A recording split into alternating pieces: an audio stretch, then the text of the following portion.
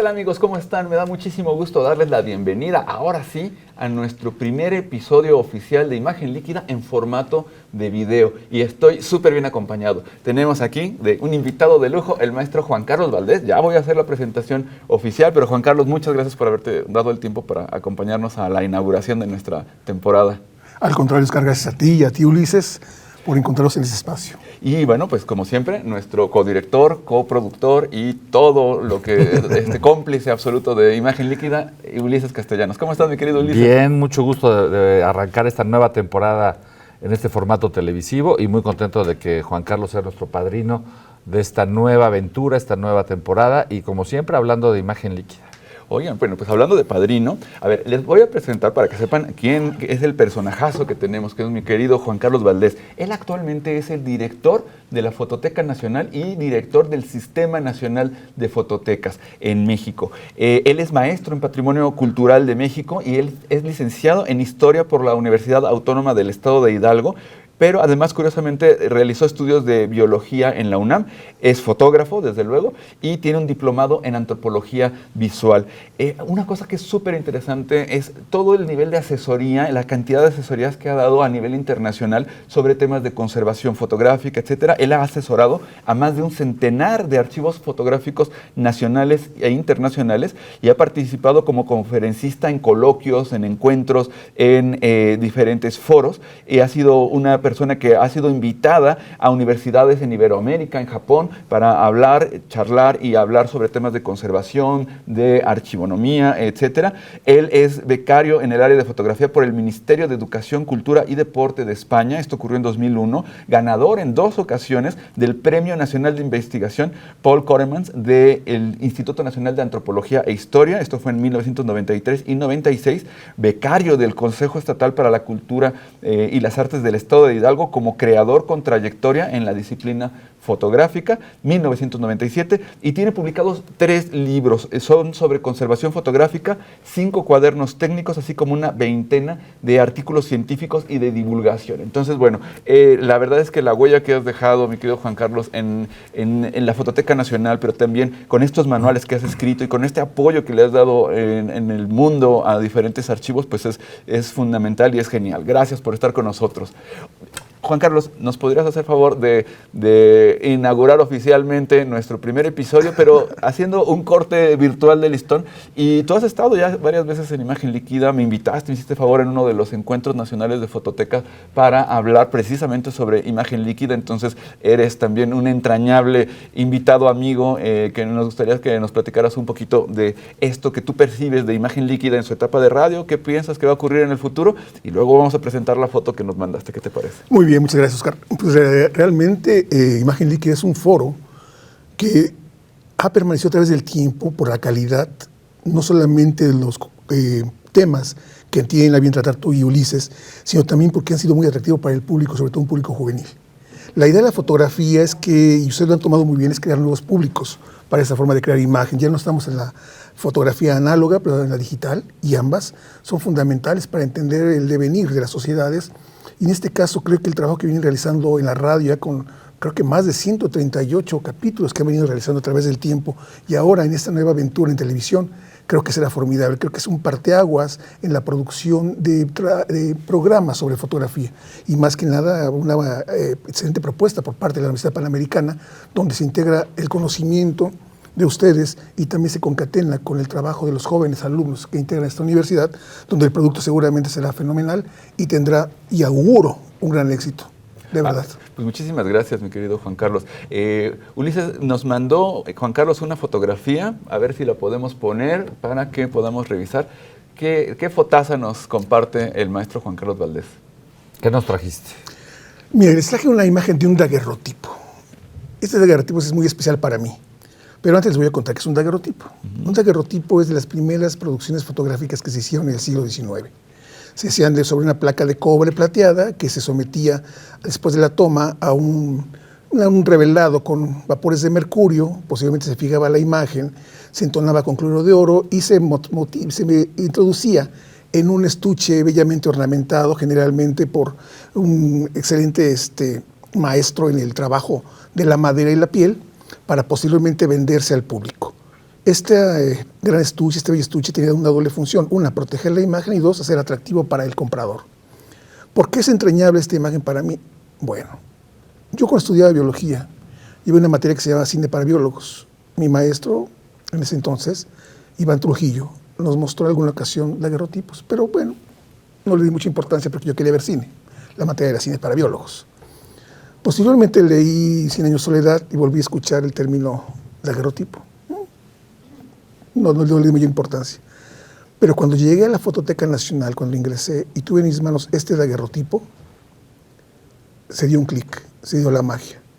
Y es cuando dicen que si bien el amor a primera vista no existe, yo no lo creo, porque esta es precisamente la muestra de que tal efecto pero sí esta existe. pieza tiene casi 180 años. ¿Así se conserva? Así se conserva. Se conserva, ya tiene algún daño porque originalmente se encontraba bien sellada, pero si observan los extremos de la imagen ya se encuentran algunos faltantes. Y eso se demuestra por el halo oscuro alrededor de la imagen de la mujer, donde es un proceso de oxidación que se conoce técnicamente como tarnish. Es como una pátina que nos indica que el estuche fue violado y el oxígeno y el azufre ambiental ingresaron, dañando la plataforma dura de la imagen. Sí, porque las guardas eran precisamente lo que han ayudado a que se conserven, porque la pieza, si lo tocas, pum, se va, es como si fuera un polvo, ¿no? Exactamente, porque además son imágenes que se encuentran en buen estado. Esas imágenes le causan mucha curiosidad a la gente. Es que hay muchos mitos, muchas leyendas. Por ejemplo, en algunas partes del país dicen que detrás del retrato puede encontrarse el mapa del tesoro de la abuela. Entonces la gente empieza a tratar de sacar la información y pues no, lo que llegan a encontrar muchas veces o es un poema, una nota de amor, algunos rulos de cabello, pétalos de flores. Pero en el Inter fastidiaron ya la pieza fotográfica. Por eso, si alguno de ustedes llega a tener una pieza como esta o está en contacto con ella, pues dejémosla tal cual, no existe tal tesoro. No existe tesoro. Y además incluso las guardas también, dependiendo de las guardas, al menos en Estados Unidos, podías saber más o menos de qué época era, si era de 1841, 42, 43, por los estilos y también el taller donde se hizo, o el estudio, ¿no? Exactamente, que era, digamos, la firma, en este caso del fotógrafo, que tenía un equipo de trabajo. Pero también te ayuda mucho la moda, por ejemplo, en este caso un camafeo coloreado, los aretes que hasta tienen polvo de oro, en fin, esos son indicativos de la producción y sobre todo de que si era un fotógrafo pues digamos de gran reconocimiento o era alguien noble en el tratamiento del daguerrotipo. Y una pregunta rápida, porque esto me lo han hecho muchas veces y siempre he dicho, cuando esté Juan Carlos en nuestro programa lo vamos a preguntar. Muchos de estos daguerrotipos estaban coloreados, pero ¿cómo se coloreaban? Porque la naturaleza de la imagen es muy delicada, etcétera. Extremadamente delicada, tan delicada que, por ejemplo, un cabello de un bebé, que es, digamos, lo más fino que puede existir ahorita en la naturaleza, si lo pasamos sobre la superficie del daguerrotipo nos llevamos la imagen. ¿Con qué lo coloreaban? Bueno, los fotógrafos tenían un equipo también de pintores puntillistas, que lo que hacían, implementaban polvo de oro, en el caso, digamos, de aretes, camafeos o pulseras, y utilizaban pigmentos naturales, también con pinceles muy finos, principalmente de Marta, que de manera puntillista iban coloreando algunos espacios de la imagen, sobre todo, por ejemplo, rubor en las mejillas de las mujeres, o bien resaltar el color de los ojos. Fíjate que hace algunos años, yo con el interés del daguerrotipo, dije, yo tengo que aprender a hacer daguerrotipos porque quiero aprender a hacer la técnica original. Y me eché 8 horas preparando mi placa, que además es impresionante porque muchos de estos ejemplares que ves son impecables, la técnica es increíble. Sí. A mí se me llegó a rayar la placa y ya no funciona igual, etcétera, pero confieso que mi primer daguerrotipo no existe, porque lo hice y yo muy ingenuamente lo moví y le hice, ¡ay, qué interesante! Y ¡boom!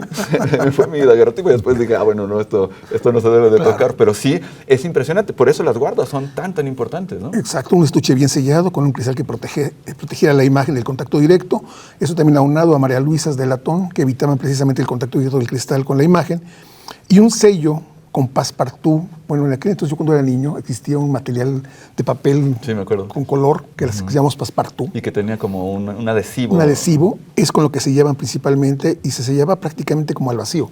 Por lo tanto no existía, digamos, ningún rastro de oxígeno o de azufre en el interior.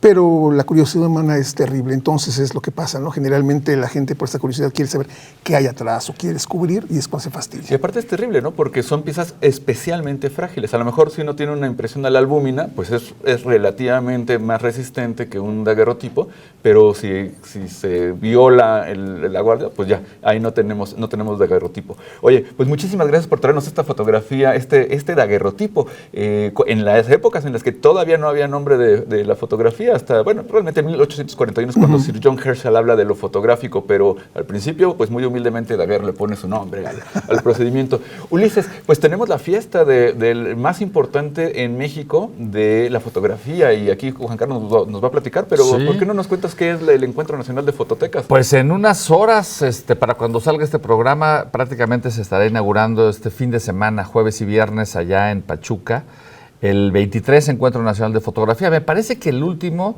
en el que nos vimos fue prepandémico. Así es. Debe haber sido 2019, Así finales de 2019, y luego hubo una pausa obvia, por obvias razones. Este es muy importante, este encuentro, porque se está regresando a lo presencial. Estamos superando la ola del COVID, estamos superando, por supuesto, todo lo que vivimos en los últimos 2 años. Habrá una conferencia magistral con Rebeca Monroy, que no podemos perdernos, desde las 11 de la mañana. Luego estará lo de la entrega de la medalla al mérito fotográfico, que me encanta, se lo van a dar a Francisco Mata y a Vida Jovanovic. Y luego hay una serie de mesas que igual ya nos puede platicar Juan Carlos, el de fotohistorias. El mismo día habrá otras miradas con distintos ponentes, Cecilia Hurtado, Emilio Alvar, Paola Dávila y modera Joan Trujillo. Y en la noche hay una exposición virtual fotográfica que nos tienes que contar cómo es eso de la virtualidad. Para el viernes 26 hay una reunión de fototecas, que es una reunión que tienen ellos para seguramente hacer evaluaciones nacionales de cómo está el resto del país en ese terreno. Y luego tenemos las mesas Pandemia y Práctica Fotográfica, donde va a estar la querida Lourdes Almeida, por ahí, entre otros invitados, Susana Casarín, y modera el buen Armando Cristeto. Luego tenemos exposición en la sala Nacho López. Nos movemos a la fototeca y ahí van a presentar Mariana, la de los 4 vientos, colección particular. Regresamos al Hotel Sede, donde va a haber una mesa, la mesa 4, la investigación fotográfica tras la pandemia. Esta suena muy interesante. Modera Daniel Escorza y hay una serie de invitados ahí también, Ernesto Peñalosa, entre otros. Y después, para cerrar, a las 19 horas, presentación editorial de Alquimia número 72, Fauna y Archivo, que ya nos trajo aquí un pequeño adelanto. ¿Por qué no lo muestras como para dar una probadita? El buen Juan Carlos. Y aquí tenemos ya, seguramente nos platicará Juan Carlos aquí de qué va, pero esto se va a presentar el próximo viernes en la noche ahí, y lo van a presentar Greta Hernández y Arturo Ávila. Así más o menos el recuento. Felicidades por retomarlo presencial. Y pues ahora sí, tú cuéntanos detalles. ¿Cómo te sientes de regresar a lo presencial con todos nosotros? Pues muy contento porque vamos a reencontrarnos en la fiesta de la fotografía de México. Realmente el encuentro es el 23º encuentro nacional que realizamos de manera nuevamente presencial, tras 2 años de pausa, que lo hicimos de manera virtual a distancia. Fue un buen experimento, fue bastante gratificante el resultado de estos 2 encuentros a distancia, porque también tuvimos oportunidad de invitar a público de otros espacios, ¿no? De Sudamérica sobre todo.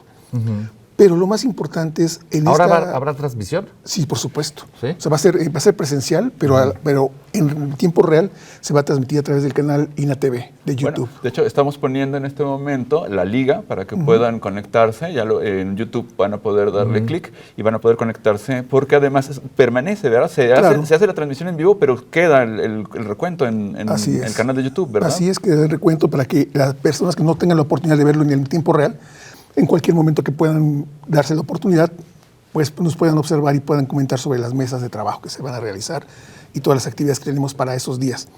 Y realmente, ¿por qué digo que es una fiesta? Hay gente que dice, ya llegó Navidad, porque para ellos el encuentro de fototecas es como Navidad, donde te encuentras con todos los amigos, haces nuevos amigos, conoces a gente que únicamente has leído o has visto sus imágenes, pero es un espacio donde se conjugan todos los actores de la cultura fotográfica de México y a nivel internacional.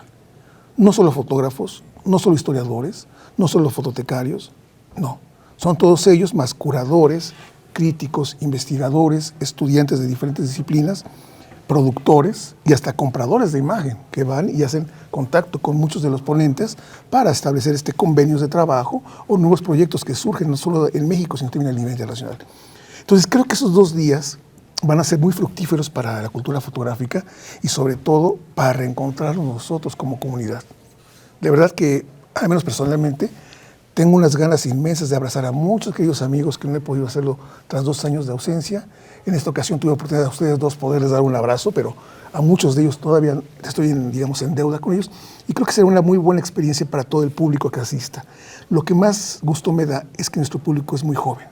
Estamos hablando de jóvenes que están desde los 14 hasta los 30 años, que es la mayoría de la gente que asiste al encuentro, porque hemos podido lograr crear ese interés entre la imagen histórica y la imagen contemporánea, donde hay un diálogo entre ambas, no están separadas, sino son productos del tiempo, son procesos que se vienen estableciendo a través del tiempo en la imagen, y aquí en el Encuentro Nacional de Fototecas se logra precisamente esta conjunción. A mí me acuerdo mucho cuando me hiciste el favor de invitar a uno de los jueves fotográficos cuando presentamos Camman, que estaba el auditorio lleno de jóvenes, pero es que de verdad estaba a reventar y yo creo que el 90% de la gente eran menores de 20, 18 años, gente muy jovencita. ¿Tú a qué le atribuyes ese interés de la fotografía histórica a las nuevas generaciones? Uno pensaría pues, en fotos viejas, ¿no? ¿A quién le van a interesar de las generaciones actuales? ¿Por qué crees que les interesa tanto y qué ha hecho la fototeca para acercarse a los jóvenes? Bueno, en primer lugar es curiosidad, un poco entender qué se hacía en el pasado, pero también es mucho de la labor que hemos hecho, no solamente Fototeca Nacional, sino otros espacios como el Centro de la Imagen, como la Fototeca de Nuevo León, la de Conarte, donde hemos trabajado buscando pues crear nuevos públicos para la imagen histórica, entendiendo que la imagen histórica no es aburrida, al contrario, es un espacio en el cual uno puede precisamente encontrarse y reencontrarse con ese pasado que parece tan lejano, pero que es prácticamente, pues, lo tenemos ahí, ¿no? Cercano. Porque en la fotografía, ustedes lo saben bien, no hay nada nuevo, son reinterpretaciones. Son las formas en las que las nuevas generaciones vienen retomando la imagen fotográfica. De esta manera, los chicos que se acercan a Fototeca Nacional a través de los talleres, los cursos, los programas como Jueves Fotográfico, el programa que teníamos de formación de fotógrafos que se llamaba Fotoensayo, que tuvimos hace algunos años, y ahora con seminarios de fotografía que estamos estableciendo, lo que vemos es precisamente ese interés por las nuevas generaciones, por conocer un poco más allá de cómo fue la fotografía, y no solamente con lo que tienen ahora, que es la fotografía digital, que si bien pueden tomarla con un dispositivo móvil o una cámara profesional, también entienden que había una tecnología que dio paso precisamente al desarrollo de esto que conocemos como fotografía digital. No, pues esa es una riqueza enorme, porque aparte también el tema digital pues siempre es intangible, la pantalla del teléfono. En cambio tenemos la gran posibilidad cuando tenemos un objeto de poder admirarlo, sentirlo, y hay una experiencia distinta. Y hablando de experiencia, Ulises, tú has estado en un buen número, no creo que no todos los 23, porque eres una persona muy joven, pero sí, seguramente sí has estado en muchos de estos encuentros, que nos hemos visto muchas veces ahí, y decía Juan Carlos que era una fiesta. Tú también cuéntanos un poco tu experiencia de esto, que se da tras bambalinas, que se da dentro del gran nivel de las mesas de trabajo que siempre hay, porque además también eso es un gran mérito, o sea, hacer un gran encuentro, pues funciona muy bien, pero hacer 23 ya no es tan fácil, y hay una consistencia tremenda en eso, ¿a poco no, mi querido Ulises? Sí, mira, no sé cómo hayan sido los primeros, supongo que 23 equivale a 23 años. Así de es. Encuentros, ok. Sí, obviamente yo en esa época estaba aprendiendo a caminar, pero en los últimos años, cuando estuve, justamente en el último prepandémico, que estuvo por ahí Antonio Turok y compañía, y muchos colegas, Yael Martínez y varios, la verdad es que el ambiente que se logra, primero, son muy interesantes todas las mesas en general. Reconectas con mucha gente que has leído, que has visto y que nos hemos visto en distintas circunstancias, pero estar de pronto encapsulados en este encuentro durante 48 horas resulta muy gratificante, porque todo el día estás hablando y pensando en fotografía e intercambiando en función de las mesas lo que ahí se haya debatido. También recuerdo en otras donde estuvieron los hermanos Montiel Clint, y tengo muchos recuerdos de distintos encuentros. También hay que reconocer que el trabajo que hace la Fototeca, y en particular Juan Carlos y su equipo, hace que el encuentro sea, pues obviamente, de lo más permanente que tenemos. Ha habido muchos intentos por muchos lados de hacer cosas y son éxitos de 2 o 3 años y después desaparecen. Él tiene, y este equipo tiene la ventaja de ser constante, permanente y manteniendo un nivel de calidad. Yo no creo que haya otro encuentro nacional que le compita. Y obviamente también Juan Carlos hace muy fácil el encuentro para todos. Tú sabes, y tú sabes también, Juan Carlos, que el gremio no es sencillo y que tenemos muchas historias entrecruzadas entre muchos. Sin embargo, ahí hay un ambiente de cordialidad, de respeto, de aprendizaje, y yo siempre tengo un buen recuerdo de los encuentros.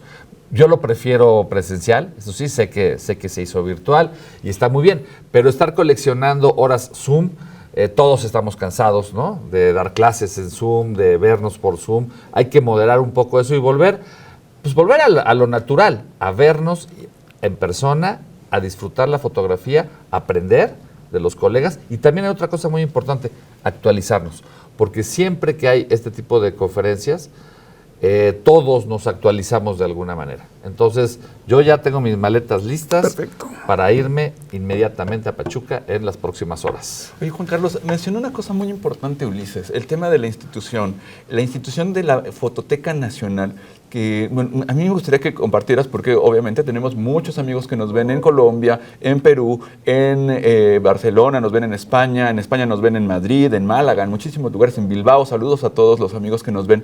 Pero para que puedan entender un poco qué es la Fototeca Nacional, cuéntanos qué es, por qué tiene esa solidez institucional, cuándo surge. Platícanos tú. Sí, la Fototeca Nacional del Instituto Nacional de Antropología e Historia surge en el año de 1976 como un espacio para el resguardo, conservación y difusión de la fotografía patrimonial de México. Se inicia con una colección que se conoce como Colección Archivo Casasola, que es muy conocida a nivel internacional por las imágenes de la Revolución, pero sí quiero aclarar que esas imágenes de la Revolución es una mínima parte de la riqueza visual que tiene este archivo. El archivo Casasola tenía ¿cuántas? Como unas 400,000 piezas. 365,000 piezas. ¿Y ahora cuántos tiene en general, juntando todas las colecciones? La Fototeca tiene un poco más de 1,220,000. Ahora, yo creo que para contextualizarlo es importante pensar esto. Un chico hoy de 17 años pues tiene esa cantidad de fotos, Claro. de selfies nada más en su teléfono. Pero estamos hablando de piezas de todo tipo, daguerrotipos, ambrotipos, ferrotipos, cianotipias, todo, ¿no? Prácticamente. Plata sobre gelatina, la que se quiera, pero son 1,000,000 de piezas de eso. Se dice rápido, pero es un acervo inmenso, es uno de los acervos más grandes del mundo, ¿no? Claro, porque además tenemos prácticamente todos los procesos fotográficos generados a través de la historia de la fotografía. Nos falta nada más un calotipo para completar, pero bueno, estamos en negociaciones de ello. Pero lo más importante es también el arco temporal que estamos manejando. La pieza más antigua es de 1945, el retrato que vimos. 845. Perdón, 845, hasta la semana pasada. Es decir, estamos recibiendo también fotografía contemporánea. Oye, y la fotografía contemporánea, ¿qué pasa con los temas digitales en términos de las colecciones de la fototeca? Por un lado se ha hecho una digitalización de todo el acervo, vamos a platicar un poquito de la mediateca, pero antes de eso, ¿qué ocurre con la fotografía contemporánea que se hace en digital? ¿También se está resguardando en la fototeca? ¿Se reciben únicamente piezas físicas? ¿Cómo lo están trabajando? No, únicamente recibimos piezas físicas. Precisamente te contamos con un comité que nos auxilia precisamente para saber qué podemos recibir, porque no podemos guardar todo, realmente. Entonces, lo que se hace es recibir únicamente piezas en físico, generalmente en materiales que tengan permanencia, como es la plata gelatina bien procesada, digamos, o bien impresiones en papel de algodón, pero con buenas tintas. No recibimos archivos digitales porque es sabido a nivel internacional que hay un problema, sobre todo, de conservación de esos elementos. Estamos hablando de píxeles. Es muy difícil. ¿Por qué? Porque son extremadamente frágiles a un campo magnético, a una descarga eléctrica, a un error humano. Pero además, las plataformas en las que se generan esas imágenes cambian con una rapidez brutal. Claro. Lo que hoy es novedad, en 3 meses se vuelve obsoleto. No, a mí me da mucho miedo cada vez que Apple se inventa un formato propietario, porque luego, 10 años después, ya no lo siguen y ya no lo puedes leer, ¿no? Exactamente. Y eso ocurre a muchos fotógrafos. Hay varios amigos que se acercan y me preguntan, oye, ¿pero qué hago yo con mis archivos? Ya les explico qué es lo que deben de hacer para mantenerlos cuando menos estabilizados. Pero si tú tienes una imagen fotográfica que tomaste hace 15 años, digital, y quieres verla actualmente, o no la lees, o no tienes el lector, o bien va a aparecer como si fuera de esos tipo Pac-Man, todos pixeleados. Incluso algunos soportes, ¿se acuerdan que, por ejemplo, hubo un momento en el que las cámaras Olympus usaban una tarjeta propietaria y que ya no se usan? Incluso las Sony, ¿te acuerdas que siempre movieron sus memory Las stick? primeras digitales usábamos un disco de ese Floppy, tamaño, el el floppy. Ya sería imposible leerlo No hay hoy dónde. si no tienes ese aparato. Es como haber grabado, tener una película en beta y quererla ver hoy en un Blu-ray o en dónde. Sí, o sea, no. se vuelve complicado. Lo de los soportes, con el cambio se vuelve complicado. Es increíble, a veces hay floppy. Posteriormente usamos CDs, DVDs, Blu-ray, USB, y actualmente la tecnología tiende a que sea vía Bluetooth. ¿Dónde lo vas a guardar? Sí. Está en la nube. Y Está que bien. ese es otro problema también, porque algunos soportes físicos, DVDs, Blu-ray, etcétera, bueno, ahí se supone que ya están anclados de manera permanente, pero los plásticos se arruinan con el tiempo. Entonces, en 10 años el DVD ya no te funciona. Tiene que ser una formulación específica de archivo, ¿no? Exactamente, porque los discos, Blu-ray, DVD o CD, tienen una capa de gelatina que además es un alimento muy bueno para hongos y bacterias. O sea, le sumas a eso. Y además el paso del láser para la lectura va desgastando esa capa. Y al final de cuentas ocurre como en las películas. Cuando hay una película en DVD que te gustaba mucho y que llega en CD y que la repetías, la repetías, llega un momento en que veas cómo brincaba de Don Corleone a Sony ya muerto. O sea que ¿no? podríamos decir hoy que el soporte digital es menos estable que cuando se hacían fotografías en negativo, Por en supuesto. papel. Cuando Kodak decía, les garantizo 100 años, que creo que todavía por ahí debe haber cosas que se están viendo de hace 100 años. Resulta más estable el soporte físico, analógico, químico del negativo, o bueno, ya nos presentaste un daguerrotipo, pero resulta más estable eso que lo que tenemos hoy en día con lo que estamos produciendo imagen. Totalmente, porque además este elemento físico tienes forma de resguardarlo. Sí requiere ciertas condiciones, tanto de clima, de humedad, de luz, en fin. Era lo que te iba a preguntar. Dos cosas. Una, la conservación por el lado de la Fototeca Nacional, las condiciones que tienen, pero también la restauración. A mí verdaderamente me sorprenden todo el personal que hay en la Fototeca Nacional dedicado a la restauración. Hacen verdaderos milagros con las piezas, ¿no? Sí, no, en Fototeca tenemos un estándar en las áreas de archivos donde resguardamos el material muy estricto. Temperatura y humedad controlada, luz también controlada, la calidad de aire, sistemas purificadores de carbón activado para que el aire esté limpio, sin esporas de hongos, bacterias, además sin gases contaminantes. Tenemos sistemas de extinción de fuego de última temporada, al igual que circuitos de televisión y sensores de humo, calor y movimiento. Es decir, las áreas de resguardo están extremadamente protegidas. Pero algo que acabas de mencionar es ese plus que tiene la Fototeca Nacional, el equipo de trabajo. Y se los digo honestamente, me da mucho orgullo pertenecer a ese equipo de trabajo. Un equipo de trabajo súper profesional, con gente muy joven, que ha entendido que la imagen fotográfica no solamente es un elemento, sino es pasión. Entonces, todas les tratan con un cariño, con una pasión y con una paciencia, que el trabajo de conservación y restauración que se hace en Fototeca Nacional es, digamos, de lo mejor que se ha visto a nivel internacional. Y no lo digo yo. Cuando llegan especialistas de Francia, de Reino Unido, de España, de Estados Unidos o Canadá y de Alemania, se han quedado sorprendidos del nivel de trabajo que se hace. Es que fíjate que hay algo que yo percibo de la Fototeca Nacional, que es obviamente no nada más una institución o un logotipo, sino que tiene que ver precisamente con la gente, con la historia, con los directores. Tú tienes ahora esta responsabilidad de ser el director de la Fototeca Nacional, pero también vas siguiendo los pasos de personas que también fueron comprometidas en su momento, y además que se van formando cuadros nuevos y va haciendo una cantera. Eso me parece que tiene que ver con esta permanencia institucional. Por eso se dan esos 23 encuentros nacionales de fototecas, por eso se da esta conservación de no cualquier tipo de archivo. La relevancia me parece increíble. Juan Carlos, el futuro de la Fototeca Nacional, ¿cuál te parece que sea? ¿Hacia dónde va? Pues va para consolidarse como el espacio más importante de conservación, de resguardo y de difusión, no solamente de América Latina, sino más bien yo creo uno de los más importantes del mundo. De hecho, hemos sido considerados así por varios historiadores de la fotografía a nivel internacional. La más reciente, que lamentablemente ya falleció, es Marie-Luc Suyès, que en sus libros de historia de la fotografía hablaba como de la fototeca como uno de los espacios más importantes de conservación y difusión de la fotografía de archivo a nivel internacional.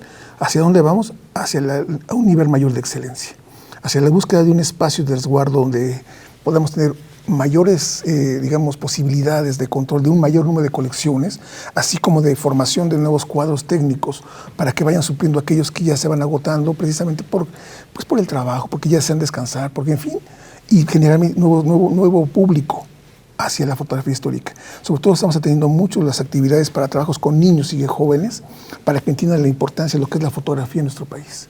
Oye, Juan Carlos, una pregunta que también tiene que ver con el propio, los servicios de la fototeca. Como bien comentas, la digitalización que realizamos en Fototeca Nacional está a la par de los parámetros internacionales. Muy cuidado, una resolución muy buena, estamos hablando de 600 dpi aproximadamente, y entregamos las imágenes en formato TIFF. Estas imágenes prácticamente para consulta en baja resolución están prácticamente todas ya digitalizadas y un aproximado de unas 700,000 en la alta resolución. Esas imágenes se encuentran en el reservorio institucional del Instituto Nacional de Antropología Histórica, que se conoce como Mediateca del INAH.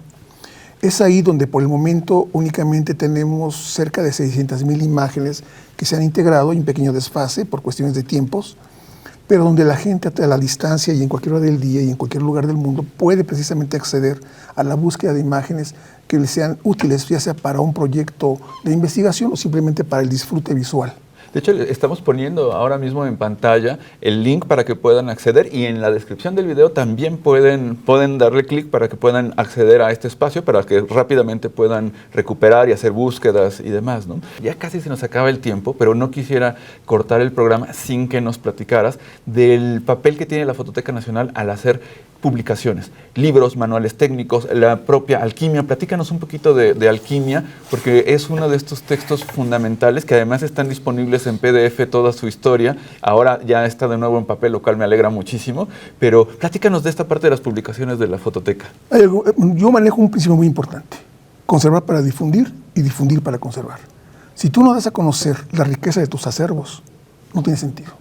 Se deben de socializar. Y una forma de socializar no solamente son las exposiciones, que ahora las hacemos tanto físicas como virtuales, sino también las publicaciones, ya sean libros técnicos, cuadernillos o libros de análisis. Y en este caso, uno de los elementos que a mí me tiene muy contento y muy satisfecho es la revista Alquimia. La revista, que es el órgano oficial del Sistema Nacional de Fototecas, donde se da cuenta de diversos temas en el quehacer fotográfico a través de grandes plumas y grandes investigadores, y fotógrafos también que escriben, pero también con grandes fotógrafos, tanto, vamos a llamarle, históricos como contemporáneos, donde el diálogo de la fotografía así que se concatena perfectamente con el texto. O sea, aquí el texto no tiene mayor valía ni la imagen, no, ambos. Generalmente la fotografía, y ustedes lo saben muy bien, sus amigos también lo saben, la fotografía ha sido utilizada como un elemento para justificar algún tema. O sea, una estampita que me sirve para justificar de qué voy a hablar. Pero no hablan de la fotografía, al contrario.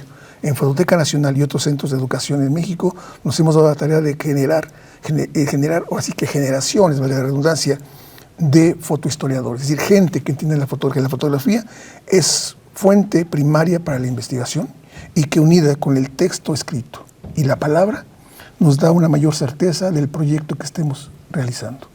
Y Alquimia, en este caso, como bien dices tú, Ulises, retoma su formato impreso. También estuvo durante 2 años en pandemia en formato digital exclusivamente.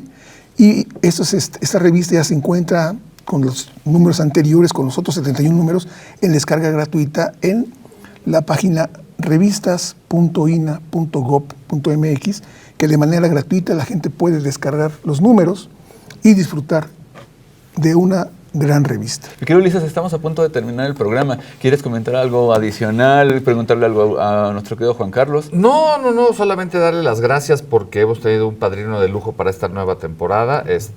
A Juan Carlos lo queremos, lo admiramos y lo respetamos mucho. Y yo creo que era muy importante que empezáramos esta nueva etapa de nuestro programa con una autoridad en la fotografía en nuestro país. Y me parece importante que la gente se acerque a los archivos, a la fototeca, a lo que ellos tienen en resguardo, que es finalmente la memoria de todos nosotros.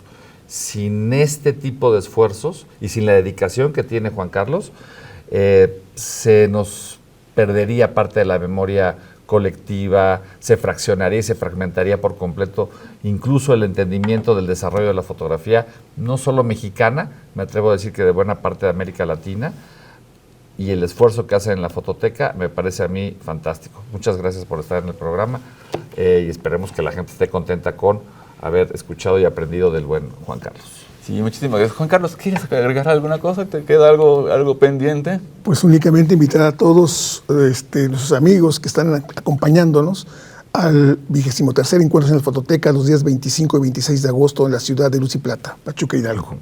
Y a ustedes dos, agradecerles la deferencia por invitarme a este primer programa y augurar larga vida para Imagen Líquida.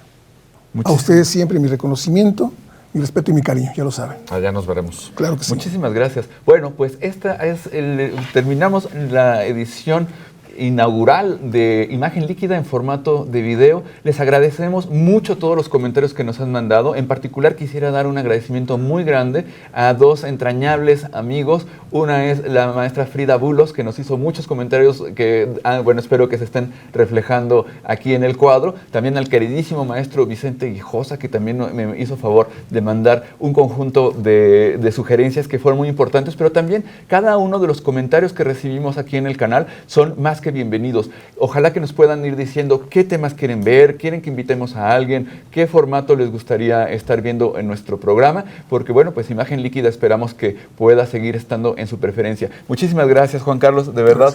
Gracias por esta inauguración de este episodio, de esta etapa, y queridos amigos, ojalá que nos puedan seguir viendo las próximas semanas. Cada semana estaremos publicando Imagen Líquida. Muchísimas gracias por habernos acompañado. Hasta pronto.